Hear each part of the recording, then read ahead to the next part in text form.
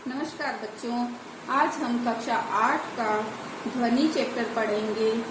पहला जो चैप्टर है ध्वनि, उस कविता के जो कवि हैं वो है सूर्यकांत त्रिपाठी निराला।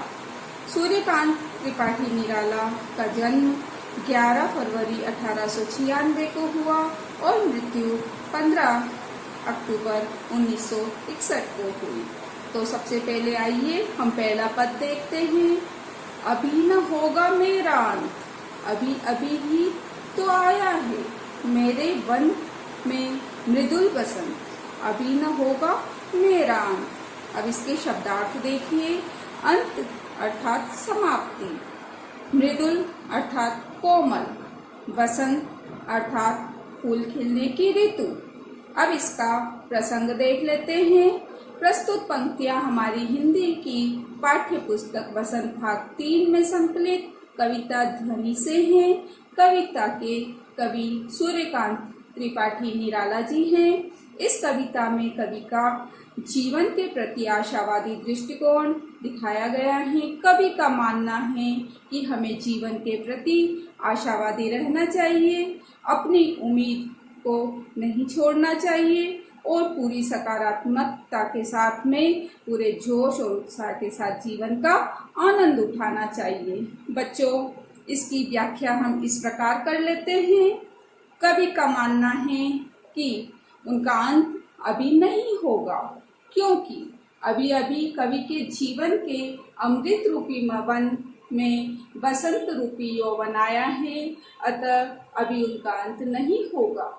कवि मानते हैं कि उनका अंत अभी नहीं होगा क्योंकि वह आशावादी हैं। जैसा कि हमने जाना और इस गुण की वजह से वह यह जानते हैं, मानते हैं कि अभी उनका अंत नहीं होगा जब तक वे अपने उद्देश्य की पूर्ति नहीं कर लेते, क्योंकि अभी कवि के जीवन में अमृत रूपी वन में वसंत रूपी यौवन आया है, अर्थात एक नए उत्साह और जोश का आगमन हुआ है।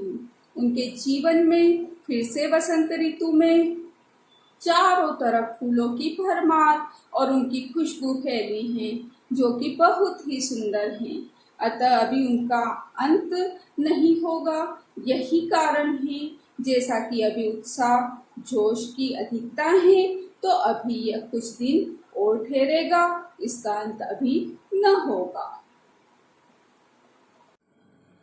बच्चों, अब हम दूसरा पद देख लेते हैं। हरे हरे ये पात, डालियां कलियां कोमल गात, मैं ही अपना स्वप्न मृदुल कर फेरूंगा निंद्रित कलियों पर जगा एक प्रत्युष मनोहर। पात अर्थात पत्ता, गात अर्थात शरीर, स्वप्न अर्थात सपना, मृदुल कर अर्थात उनके हाथ, कलियों थोड़ी खिली कलियां जो अभी फूल होना बाकी हैं, प्रत्युष अर्थात सवेरा, मनोहर अर्थात सुंदर। ये शब्दार्थ भी आप लिखते रहिए।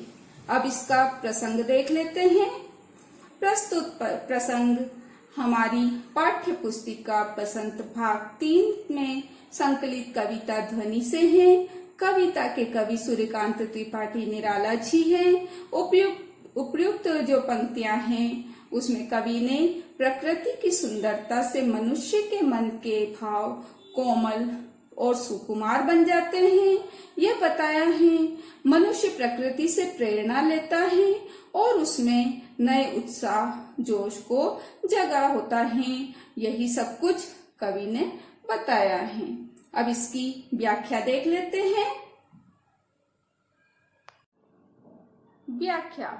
प्रस्तुत पद्यांश में कवि प्रकृति के द्वारा निराश हताश लोगों के जीवन को खुशियों से भरना चाहते हैं। वे कहते हैं, मैं एक एक फूल से आलस्य को खींच लूंगा, अर्थात मैं आलस में पड़े युवकों के मन में नए जीवन का अमृत प्रसन्नता से भर दूंगा। कवि प्रकृति के द्वारा निराश हताश लोगों के जीवन को खुशियों से भर देना चाहते हैं। कवि खुशी खुशी से यह कार्य करना चाहते हैं और हर युवा जाति के भीतर एक नया जोश भर देना चाहते हैं।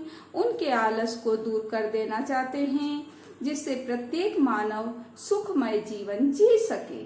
अर्थात मनुष्य को जीवन जीने की कला सिखाना चाहते हैं, ताकि वे प्रसन्नता पूर्वक अपने जीवन में आए दुखों से पार हो सके और साहस पूर्वक जीवन जी सके। कवि का मानना है, युवा पीढ़ी अब अपने आलस को दूर कर अगर परिश्रम करेगी तो वह स्वर्ग को भी पालेगी। जो ईश्वर को प्राप्त कर लेता है उसका अंत ही नहीं होता। बच्चों, अब तीसरा पद देखिए। पुष्प पुष्प से तंद्रालस लालसा खींच लूंगा मैं, अपने नवजीवन का अमृत सहर्ष सींच दूंगा मैं।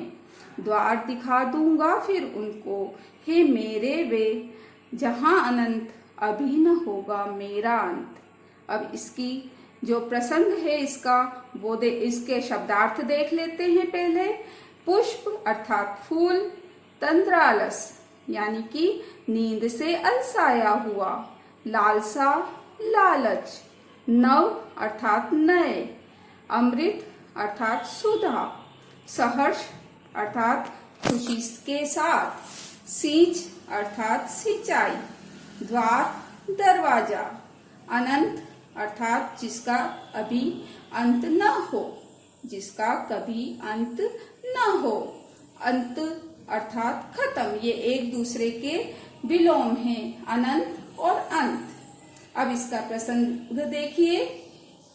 प्रस्तुत पंक्तियां हमारी हिंदी की पाठ्य पुस्तक वसंत भाग 3 से संकलित कविता ध्वनि से हैं। कविता के कवि सूर्यकांत त्रिपाठी निराला जी हैं।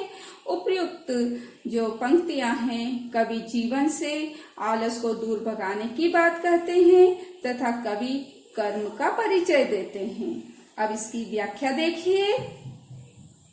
प्रस्तुत पद्यांश में कवि प्रकृति के द्वारा जो निराश हताश लोगों के जीवन को खुशियों से भरना चाहते हैं, कहते हैं मैं एक एक फूल से आलस को खींच लूंगा, अर्थात मैं आलस में पड़े युवकों के मन में नए जीवन का अमृत प्रसन्नता से भर दूंगा। कवि प्रकृति के द्वारा निराश हताश लोगों के जीवन को खुशियों से भरना चाहते हैं। कवि खुशी खुशी से यह कार्य करना चाहते हैं और हर युवा जाति के भीतर एक नया जोश भर देना चाहते हैं। उनके आलस को दूर कर देना चाहते हैं, जिससे प्रत्येक मानव सुखमय जीवन जी सके, अर्थात मनुष्य को जीवन जीने की कला सिखाना चाहते हैं, ताकि वे प्रसन्नता पूर्वक अपने जीवन में आए दुखों से पार हो सके और साहस पूर्वक जीवन जी सके। कवि का यह मानना है कि युवा पीढ़ी अब अपने आलस को दूर कर अगर परिश्रम करेगी तो वह स्वर्ग को भी प्राप्त कर लेगी। जो ईश्वर को प्राप्त कर लेता है उसका अंत नहीं होता। इसका अर्थ यह हुआ कि जो जीवन की वास्तविकता का आनंद उठाते हैं, खुशी खुशी हर मुश्किल से पार पाते हैं, उसका अंत कभी नहीं हो सकता। कवि कहते हैं जब तक वो नई पीढ़ी को राह नहीं दिखा देंगे, तब तक सही दिशा ज्ञान नहीं दे देंगे, तब तक उनका अंत नहीं हो सकता। क्योंकि कवि अभी जीवन में उन्होंने यह ठाना है कि जब तक युवा पीढ़ी को सही राह नहीं दिखा देंगे तब तक उनका अंत नहीं होगा। बच्चों, आशा है आपको ये कविता का अर्थ समझ आ गया होगा। धन्यवाद।